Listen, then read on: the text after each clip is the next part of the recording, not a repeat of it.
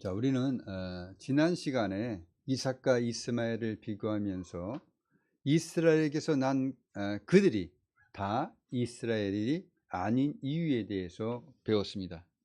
또 이 비교를 통해서 교회에 다닌다고 다 하나님의 자녀라고 할 수 없다는 것도 알게 되었습니다.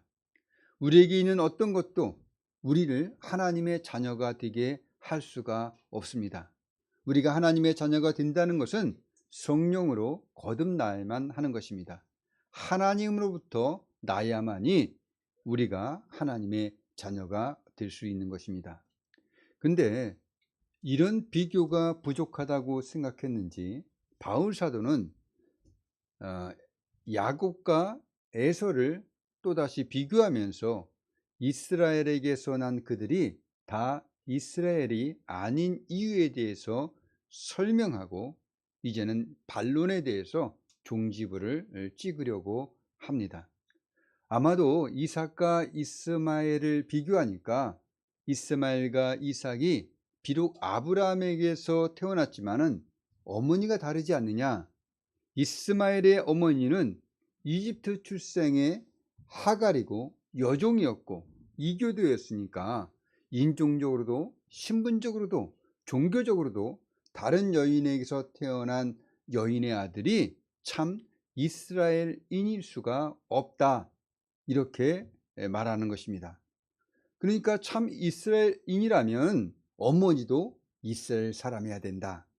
당연히 이스마엘은 선택을 받은 자가 아니다. 그러니 이스라엘 여성인 사라에게서 태어난 이삭만이 진짜 혈통이기 때문에 이삭에게서 난 모든 자손들만이 아브라함의 진짜 혈통이 되는 것이고 하나님의 선택을 받은 백성들이다. 그러니 사도 바울이 말한 이스마엘과 이삭을 비교한 것은 잘못된 것이다, 이런 반대의 논리를 주장할 수가 있는 것입니다. 이런 반대 논리에 대해서 바울 사도는 8절에 곧 육신의 자녀가 하나님의 자녀가 아니요 오직 육신의 자녀가 씨로 여기심을 받느니라 라는 이 교리를 입증하기 위해서 이스라엘인들이 반박할 수 없는 역사적인 사실을 가지고 아브라함과 오늘 본문 말씀을 하고 있는 것입니다. 이삭은 아브라함과 사라에게서 태어났습니다. 그리고 이삭은 리브가와 결혼했어요. 근데 리브가가 임신을 못하는 것입니다. 그래서 이삭이 하나님께 간절히 리브가가 임신할 수 있도록 구합니다. 그 결과로 리브가가 이제 임신을 하게 되는 겁니다. 창세기 25장 21절에는 그 내용이 이렇게 기록되어져 있습니다. 이삭이 그의 아내가 임신하지 못하므로 그를 위하여 여호와께 간구하매 여호와께서 그의 간구를 들으셨으므로 그의 아내 리브가가 임신하였더니 그 아들들이 그의 태 속에서 서로 싸우는지라 그가 이르되 이럴 경우에는 내가 어찌할꼬 하고 가서 여호와께 묻자온대 여호와께서 그에게 이르시되 두 국민이 내 태중에 있구나. 두 민족이 내 복중에서도 나누이리라. 이 족속이 저 족속보다 강했고 큰 자가 어린 자를 섬기리라 하셨더라. 리브가가 임신한 것은 하나님께서 이삭의 간구를 들으시고 하나님께서 기도 응답으로 주신 결과인 것입니다. 그러니까 야곱과 에서가 잉태된 것은 하나님께서 초자연적으로 역사하신 결과라는 거예요. 이스라엘 조상인 이삭 한 사람에게는 아내가 한 사람이 있었고 이들에게서 쌍둥이인 야곱과 에서 두 사람이 태어난 거야. 아버지도 똑같은 한 사람, 어머니도 똑같은 한 사람에게서 야곱과 에서가 똑같은 태에서 동시에 잉태되었고 인간의 육체를 통해서 출산이 이루어지다 보니까 출산의 순서가 약간 차이가 있을 뿐입니다. 그렇다면 바울 사도의 논리를 반대하는 이스라엘의 입장에서 볼 때는 야곱과 에서 모두가 이스라엘의 조상이 되어야만 합니다.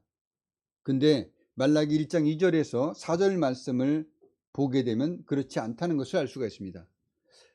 여호와께서 이르시되 내가 너희를 사랑하였노라 하나 너희는 이르기를 주께서 어떻게 우리를 사랑하셨나이까 한도다.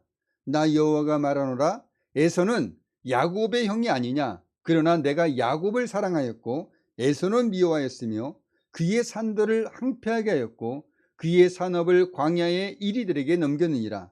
에돔은 말하기를 우리가 무너뜨림을 당하였으나 황폐된 곳을 다시 쌓으리라 하거니와 나 만군의 여호와는 이르노라. 그들은 싸울지라도 나는 헐리라. 사람들이 그들을 일컬어 악한 지역이라 할 것이요 여호와의 영원한 진노를 받은 백성이라 할 것이며. 이 말라기 말씀과 창세기 25장 24년을 인용하여서 바울 사도는 간결하게 이렇게 오늘 본문에서 말씀하고 있습니다. 리브가에게 이르시되 큰 자가 어린 자를 섬기리라 하셨나니 기록된 바 내가 야곱은 사랑하고 에서는 미워하였다 하심과 같으리니라. 하나님은 똑같은 어머니의 자궁에서 똑같이 잉태에 되어 태어난 야곱을 택하셨고 에서는 버리셨다는 겁니다. 그렇다면 육신적인 혈통으로 하나님의 백성이 된다는 이스라엘의 논리는 맞지 않는 것이 된다는 것이죠. 그러니까 이스라엘에게서 난 그들이 다 이스라엘이 아니라는 바울의 논리가 맞는 것입니다. 자, 그렇다면 우리 11절의 말씀을 다 같이 한번 읽어봅시다. 11절입니다. 그 자식들이 아직 나지도 아니하고 무슨 선이나 악을 행하지 아니한 때 택하심을 따라되는 하나님의 뜻이 행위로 말미암지 않고 오직 부르시는 이로 말미암아 서게 하려 하사. 자, 이 말씀은 앞으로 야곱과 에서에게서 일어날 행위를, 그러니까 하나님께서 야곱과 에서의 미래를 미리 예지하신 결과로 야곱과 에서를 선택과 유기했다는 그런 말씀이 아닙니다. 쉽게 말하면 에서는 나쁜 짓을 하거나 하나님을 떠나 살고 야곱은 좋은 일을 하고 하나님을 믿을 것을 하나님이 미리 예지하셨기 때문에 야곱은 택하고 에서는 버리셨다는 말씀이 아니라는 것이에요. 야곱과 에서가 무슨 선이나 악을 행하지 아니한 때의 선택이 이루어졌고, 그리고 하나님께서 야곱은 하나님의 씨로, 그리고 에서는 유기되는 자로 이렇게 결정을 하셨다는 것입니다. 하나님의 선택과 유기는 행위로 말미암은 것이 아니라 하나님의 주권적인 의지이고 하나님의 섭리의 결과라는 것을 이 11절에서 말씀하고 있는 거예요. 그러니까 하나님의 선택은 순전히 하나님 자신의 행위와 활동의 결과인 것이지 에서나 야곱의 출생이나 종교성이나 민족이나 선행이나 그 밖에 어떤 다른 것들에 달려 있는 것이 아니라는 것입니다. 자, 아브라함과 사라는 출산을 위한 어떤 능력도 없었습니다. 리브가는 임신을 하지 못했어요. 그래서 이삭은 리브가가 임신할 수 있도록 하나님께 간구하였던 것입니다. 그러니까 이삭과 야곱 그리고 에서가 출생한 것도 다 하나님께서 그 인간의 본성을 사용하셔서 초자연적으로 역사하신 결과예요. 야곱과 에서가 태중에 있을 때 그들이 아직 나기도 전에 또 어떤 행위를 하기도 전에 야곱을 택하시고 에서를 유기하셨다는 것입니다. 하나님의 뜻은 행위로 말미암지 않고 오직 부르시는 이로 말미암는 것이라는 것을 이 말씀은 분명히 증거하고 있는 것입니다. 하나님의 뜻은 하나님 자신이 완전한 자유를 가지시고 행하시고 활동하시는 하나님의 절대적인 주권적인 선택의 원리에 따라 이루어지는 것이지 야곱이 어떤 미래에 하나님을 믿게 될 것이기 때문에 선택하거나 에서가 하나님을 믿지 않을 것이기 때문에 유기하거나 또는 어떤 행위나 공로나 대가나 의지에 따라서 선택과 유기가 이루어지는 것이 아니라는 것을 이 11절에서 분명히 말씀하고 있다는 것입니다. 이 말씀이 동일하게도 우리에게도 적용되어집니다. 하나님께서는 하나님 자신이 완전한 자유를 가지고 행하시고 활동하시는 하나님의 절대적이고 주권적인 선택의 원리에 따라서 여러분들 한 분 한 분을 여러분이 모태에 생기기 전에, 또 어떤 선하고 악한 일을 하기 전에 여러분들을 택하여서 하나님의 자녀로 삼아 주신 것이지, 여러분들이 어떤 행위나 공로나 대가나 여러분의 의지가 있기 때문에 하나님께서 그렇게 선택하고 또 유기한 것이 아니라는 것입니다. 여러분들이 하나님 앞에 의롭다고 인정받아 구원을 받아 하나님의 권속이 된 것은 전적으로 하나님께서 택하신 결과이며 하나님의 은혜라는 것을 믿고 하나님께 영광 돌리며 감사하시고 하나님의 뜻하신 계획을 따라 살아가시는 충성된 분들이 되시기를 예수님의 이름으로 권면드립니다. 그런데 우리가 하나님의 구원 방식에 대해서 한 가지 알아야 될 것이 있습니다. 하나님은 아담의 부패와 타락을 물려받은 인류를 바라보면서 그들 가운데 일부는 용서해서 구원시키고 다른 일부는 용서하지 않고 구원해서 죄시키는 것이라고 생각하십니까? 물론 아리송하겠죠. 네. 아니라는 겁니다. 이것을 더 이해하기 쉽게 말하자면 우리 인간 생활에서 일어나는 일들을 예를 들어서 우리가 한번 생각해 보면 됩니다. 우리는 많은 이 세상의 부정적인 방식을 알고 있습니다. 특히 이미 사람을 내정해 놓고서 공정하게 모집하는 것처럼 절차를 받는 방식이 있다는 겁니다. 그러나 이미 정해진 사람이 있기 때문에 나머지 사람은 아무것도 모르고 다 형식적인 둘러리를 서게 될 뿐입니다. 이런 것은 아주 고의적이고 매우 불공정한 방식으로 이미 정해진 사람은 택하고 그렇지 않은 사람은 버린다는 것입니다. 만약에 우리에게 이런 일들이 일어나게 됐다면 우리는 얼마나 기분이 나쁘겠습니까? 그래서 우리는 생각하기를 하나님의 구원 방식을 이런 인간사에서 일어나는 불공정한 방식을 대비해서 하나님의 구원 방식이 불공정하다고 생각하는 그리고 말하는 사람들을 우리가 만나볼 수가 있어요. 그러나 하나님의 구원 방식은 아담의 부패하고 타락한 본성을 물려받은 소망 없는 죄인들을 바라보시면서 고의적이고도 불공정한 방식으로 어떤 사람은 택하고 어떤 사람은 유기하는 이런 것이 아니라는 것입니다. 또 하나님은 그런 죄인들 중에 어떤 사람들을 선택해서 그들을 개선시켜 나감으로 그들이 더 이상 죄 가운데 살지 않도록 자신들을 스스로 변화시켜 나가게 하시려고 선택하신 것도 아니라는 것입니다.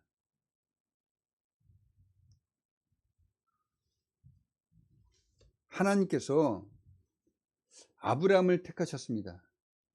그러니까 아브라함을 갈대아 우르에서 불러내셨어요.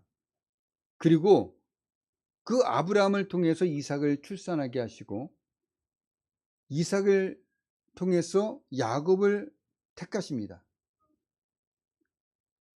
왜 하나님께서 이런 일들을 하시죠? 이것은 하나님의 영광을 위해서 미리 준비하시기 위한 것입니다. 자, 하나님은 아담과 하와가 범죄하였을 때 여자의 후손이 뱀의 머리를 상하게 할 것이라는 약속을 주셔요. 그러니까 하나님께서는 약속된 메시아의 탄생을 위해서 그 씨를 보존해야만 합니다. 근데 한번 노아 예를 봅시다. 하나님께서는 노아를 선택하셔서 홍수로부터 인류를 구원하실 계획을 세우셨어요. 그렇죠? 그래서 노아의 가족만을 빼놓고 모든 자들이 다 하나님의 홍수 심판으로 다 죽어갑니다. 그리고 노아에게는 이 홍수 심판에서 구원을 받도록 방주를 준비하라고 합니다. 왜 하나님께서 노아를 통해서 방주를 짓게 만드시고 노아의 가족을 보존하십니까? 하나님을 믿는 인류를 보존하시기 위한 거예요. 하나님께 세상을 심판하시면서 노아를 통해서 인류를 보존하시지 않았다면 인류는 더 이상 존재할 수가 없게 됩니다. 마찬가지예요. 하나님께서 믿음의 씨를 보존해 주시지 않는다면 모든 인류는 아담의 죄를 물려받았기 때문에 하나님의 진노와 정죄 아래 있게 된 거예요. 하나님의 정죄와 진노 아래 있다는 것은 이미 그들이 심판을 받았기 때문에 인류는 다 멸망에 처하게 될 상태에 놓여 있게 된다는 것입니다. 이런 상태로 있게 된다면 모든 인류는 다 어디에 들어가게 됩니까? 지옥에 들어가게 되는 거예요. 그래서 하나님께서는 장차 예수 그리스도로 말미암아 탄생하게 될 새로운 영적인 백성들을 보존하시기 위해서 아브라함과 이삭과 야곱을 택하신 거예요. 아담과 하에게 약속하신 여인의 후손이 뱀의 머리를 짓밟게 되는 그 일들을 이루시기 위해서 하나님께서는 그 씨를 보존해 놓으신 것입니다. 그래서 장차 그리스도 예수로 말미암아 탄생하게 될 새로운 영적인 백성들을 보존해 놓으신 거예요. 누구를 통해서? 아브라함과 이삭과 야곱을 통해서.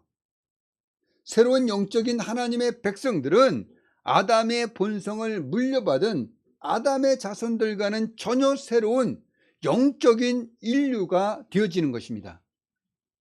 그리스도로 말미암은 인류는 아담의 자손들과는 완전히 다른 영적으로 탄생되는 새로운 영적 인류가 되는 것이라는 거예요. 이 영적 인류로서 또 영적 인류를 위해서 아브라함과 이삭과 야곱이 태어난 것이고 하나님께서 그들을 준비해 놓으신 것이라는 것입니다. 그런데 이러한 구원 방식에서 하나님께서는 초자연적인 방법을 사용했다는 것입니다. 우리는 하나님이 사용하시는 초자연적인 방법을 잘 이해하셔야만 합니다. 예컨대 아담이 타락했을 때 하나님께서는 아담의 타락하고 부패한 죄로 물든 그 본성을 싹 제거하시고 우리가 쉽게 이해할 수 있는 방법인 새로운 인류를 다시 창조하거나 죄에 물들지 않도록 절대적으로 하나님께 순종하도록 하는 그런 프로그래마된 아담을 새롭게 창조하시지 않았다는 것입니다. 노아 때도 하나님께서는 하나님의 마음에 두는 새로운 인류를 재창조하시지 않고 노아를 중시조로 삼아서 하나님의 영광을 위한 씨로 보존해 놓으셨다는 거예요. 분명한 것은 하나님은 이미 사람이 가지고 있는 그 본성을 제거하거나 개선시켜서 하나님이 원하시는 인류를 만들어내는 그런 초자연적인 방법이 아니라 아담이 본래 가지고 있는 본성을 사용해서 초자연적으로 하나님의 뜻을 계획한 대로 행하시는, 하나님이 개입하시는, 직접적으로 개입하시는 이런 일들을 행하셨다는 것입니다. 자, 아브라함과 사라는 생명을 잉태할 수가 없었어요. 근데 하나님께서는 어땠습니까? 그 일을 가능하게 했습니다. 하나님께서 어떻게 하신 거예요? 초자연적으로 개입하신 것입니다. 리브가도 임신하지 못했어요. 근데 이삭이 하나님께 구합니다. 간구합니다. 그 결과로 에서와 야곱 쌍둥이를 잉태하게 됩니다. 아브라함이나 이삭, 야곱, 이스마엘, 에서 모두 본성적으로는 아담의 본성을 그대로 물려받은 아담의 자손이에요. 그러니까 하나님께서는 사라와 리브가 아브라함과 이삭의 본성을 사용하셔서 출산을 하게 하신 것입니다. 근데 그들에게는 본래 잉태할 수 있는 능력이 없었기 때문에 하나님께서 초자연적으로 잉태하도록 하셨다는 것을 우리가 알 수가 있어요.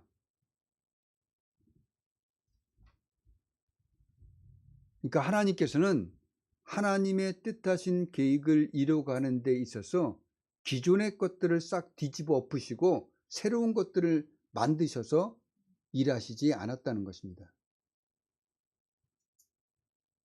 본래 인간에게 있는 그 본성, 그것을 그대로 사용하시면서 하나님께서 초자연적으로 하나님의 뜻하신 일들을 이루어가기 위해서 개입하신 것이라는 거예요. 더 우리가 쉽게 이야기한다면 우리가 예수님의 탄생을 생각하면 됩니다. 마리아라는 동정녀를 사용해서 초자연적으로 예수님을 탄생하게 하셨어요. 그래서 인간의 성장 과정을 그대로 밟아가게 하십니다. 그리고 때가 되니까 하나님께서 어떻게 합니까? 예수님을 공생애로 불러내십니다. 그러니까 하나님께서 우리에게 메시아를 주신다면 하늘에서 갑자기 내가 메시아야 하고 툭 나타나서 메시아의 일을 한 것이 아니라는 겁니다. 인간이 갖고 있는 본성을 그대로 사용하셔서 하나님은 초자연적으로 하나님의 일들을 이루어 가시는 것이에요. 우리가 하나님께서 어떤 기적을 행하실 때, 초자연적으로 역사하실 때 이런 일들을 우리가 분명히 기억해 놓고 있으시길 바랍니다. 자, 그렇지만은 하나님께서는 이삭과 야곱이 태어나기도 전에 이미 영적으로 이삭과 야곱을 하나님의 백성으로 구별해 놓으셨다는 겁니다. 우리 그리스도인들도 마찬가지예요. 여러분이나 저나 이미 하나님께서는 우리가 이미 이 세상에 태어나기 전에 모태로부터 영적으로 구별해 놓으셨습니다. 그리고 이 세상에서 얼마 동안은 하나님을 모르고 살도록 하셨어요. 우리가 하나님을 모르고 살 수가 있습니다. 아니 어쩌면 하나님을 믿는 자들을 괴롭힐 수도 있었어요. 그리고 하나님을 모독하는 수많은 언행과 행위를 보여줬을지도 모릅니다. 또 그리스도를 무시하고 자신을 주인공으로 여기며 자신을 자랑하며 살아왔을지도 몰라요. 예수를 믿는다고 할지라도 어쩌면 여전히 자신의 의지로 자신의 중심이 되는 생활을 하였을 겁니다. 그러니까 본선적으로는 뭐예요? 아담의 다 자손이었어요. 그러나 이미 하나님께서는 모태로부터 여러분과 저를 택하여 놓으셨다는 것입니다. 하나님께서 초자연적이고 영적인 일을 여러분과 저에게 이미 태어나기 전에 해 놓으셨다는 것입니다. 결정해 놓으셨다는 거예요. 선택해 놓으셨다는 것입니다. 그리고 언제부터인지 모르지만 여러분들과 저는 성령의 도우심으로 죄를 깨닫게 되고 그리고 회개하게 되고 복음으로 부르심을 받게 되어 삶이 변하게 되는 일들이 우리가 살아온 시간 속에서 일어나게 된 것입니다. 그래서 하나님 앞에서 자신이 죄인임을 깨달아 알게 되고 이런 각성을 통해서 회심이 일어났기 때문에 나는 언제 이러이러한 회심을 하게 됐다 이렇게 말하게 되는 겁니다. 하나님과 그의 독생자 예수 그리스도를 믿으며 믿음의 응답인 순종을 보이기 시작하게 된 것입니다. 하나님을 높여드리며 하나님을 사랑하며 하나님을 기뻐하시는 일을 하는 것을 자신의 즐거움으로 삼기 시작한 거예요.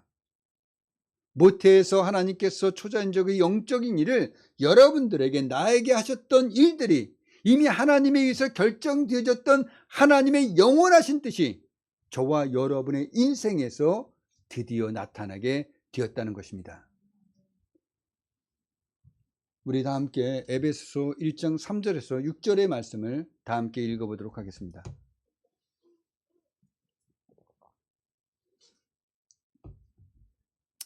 자, 한번 같이 읽어봅시다. 에베소서 1장 3절에서 6절입니다. 찬송하리로다 하나님 곧 우리 주 예수 그리스도의 아버지께서 그리스도 안에서 하늘에 속한 모든 신령한 복을 우리에게 주시되 곧 창세전에 그리스도 안에서 우리를 택하사 우리로 사랑 안에서 그 앞에 거룩하고 흠이 없게 하시려고 그 기쁘신 뜻대로 우리를 예정하사 예수 그리스도로 말미암아 자기의 아들들이 되게 하셨으니 이는 그가 사랑하시는 자 안에서 우리에게 거저 주시는 바 그의 은혜의 영광을 찬송하게 하려는 것이라. 자, 이 말씀을 보면 누가 복을 받았습니까? 이스마엘이 받았습니까? 에서가 받았습니까? 아니에요. 그리스도 안에서 거룩하고 흠이 없는 영적으로 새로운 인류인 하나님의 백성들로 선택받은 우리가 하늘의 모든 복을 받은 하나님의 아들들이라는 것입니다. 이 아들들이라는 것은 제가 예전에 일전에 설명드렸습니다.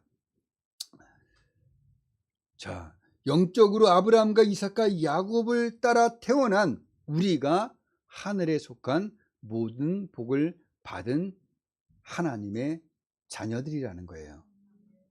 하나님께서는 그리스도 예수 안에서 우리를 거룩하고 흠이 없는 존재로 만드셨어요. 새로운 존재요. 새로운 존재로 만드셨다는 거예요. 그래서 하나님의 아들로서 하나님의 은혜와 영광을 찬송하는 씨로 보존되어지도록 하신 것입니다. 이게 우리를 택하신 하나님의 뜻이에요. 우리는 영적인 새 인류가 되어서 우리에게 거저 주시는 하나님의 은혜의 영광을 찬송하게 하려는 하나님의 뜻에 의해서 선택되어진 것이라는 겁니다. 무슨 얘기인지 알겠어요? 자, 그러면 이 신비를 더 깊이 아시는 분들이 되시길 바랍니다. 그래서 정말 하나님의 은혜의 영광을 찬송하게 하시려는 하나님의 뜻대로 선택받은 여러분들이 되어져서 여러분의 모든 삶에 하나님의 영광이 하나님을 찬송하게 할 수 있는 그런 능력들이 나타나시는 그런 믿음의 성도들이 되어지시기를 예수님의 이름으로 축복드립니다. 기도하겠습니다.